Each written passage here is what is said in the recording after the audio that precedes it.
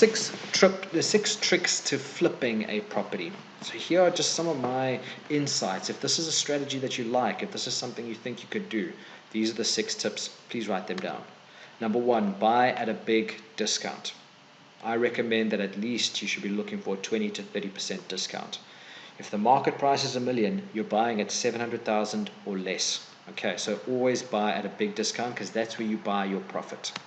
Number 2, do your due diligence, know your numbers. Okay, you need to be using your TPN and your Lightstone reports, and also using My Property app to analyze the deal and make sure that you're confident about your numbers, because this is, at the end of the day, it's a numbers game, and the numbers don't lie. I work with quite a few students, and they'll often tell me, but if we change this and if we change this, then maybe it works. When you start fudging the numbers to make the deal work, be very careful.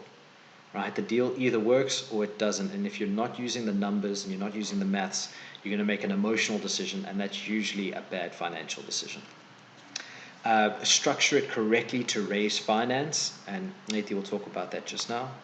Force the appreciation through qualified renovations. So don't just put in a new kitchen if that's not going to force the value of the property to go up. Right? You need to understand what the market's looking for. For instance, if you're looking at maybe an area where older retired people are going to buy your property, you don't want to put a big garden in that property, because a retiree probably wants to just have something small to maintain. They want a small garden so that they can keep themselves busy, but not a big garden that's going to take a whole lot of time. Whereas if you're targeting an area where young families are, you probably do want to have a big garden and an entertainment area and a pool, because that's going to add value to the prospective buyers. Okay, so always make sure that the renovations you're doing have been qualified and are going to add value. Number 5, you need a successful team. You need a good quantity surveyor, you need a good builder, you need a good town planner, you need a good estate agent, you need a good attorney. You need these different power team members, that's what we call them, to make sure that you can leverage their time and their expertise to build a strong portfolio. And then number 6 is unlocking value. This is where you can either win or lose in the game. So here's an example of an investor who invested in I think it's Faramir. I don't know how to pronounce that exactly. I think it's there by the east of Johannesburg. It's close to the Oliver Tambo Hotel, airport, and the hotel, I guess. The top left, you can see an outside photo of the property.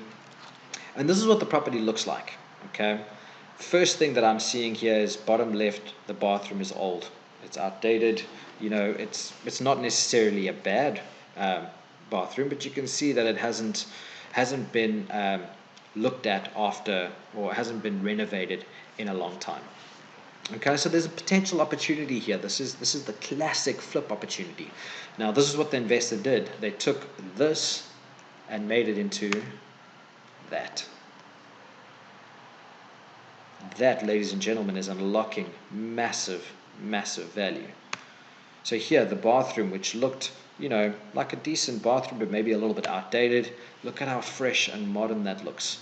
Put in new tiles, put in new finishes, made it look really, really sexy. This is sort of the lounge area, open planned it, new paint, let in the fresh light come in, put in parquet flooring, put in wooden flooring. Look at how beautiful that looks. Here is the bar entertainment area, open plan, creating some space, making it flow a little bit more. Look at how nice that kitchen also looks. Now instead, what they've done here is they've now changed their target market. They're now targeting maybe a young couple, a young professional, who's maybe got a bit of extra bucks to spend and they want to buy their first house together. They're going to walk into this kind of house and they're going to be willing to spend a little bit more than usual, because this is such a nicely renovated house. So ways to add value. Okay, how can you turn the left, which is run down, into the right, which is worth more? One of the ways is just adding new features.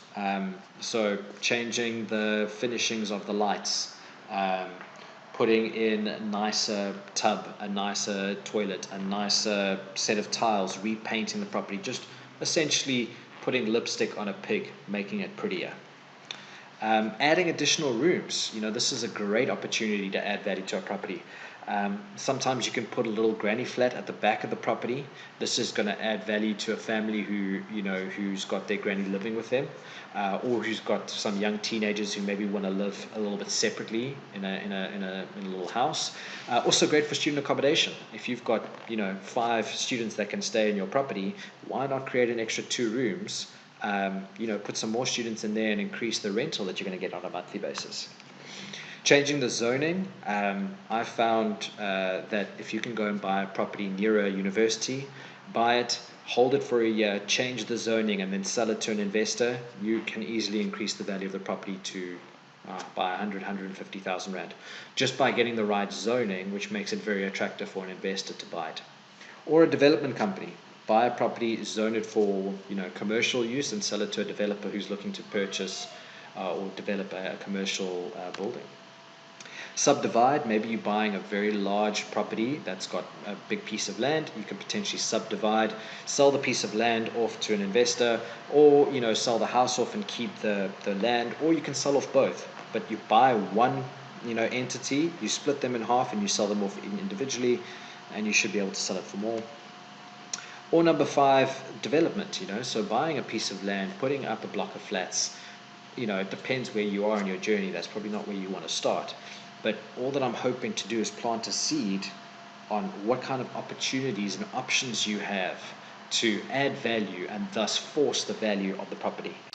Thank you for watching another video on your step to financial freedom. Now, if you enjoyed this content and you're looking at what your next steps would be, well, firstly, go and look at my property investment coaching package. You can find that on lawrencebull.com/coaching. I've put the URL there. It'll explain what the coaching package entails. Alternatively, please go and get a copy of my book. You can get it at any exclusive books, or you can follow that incredibly long link, which is lawrencebull.com/product/financial-freedom-through-property.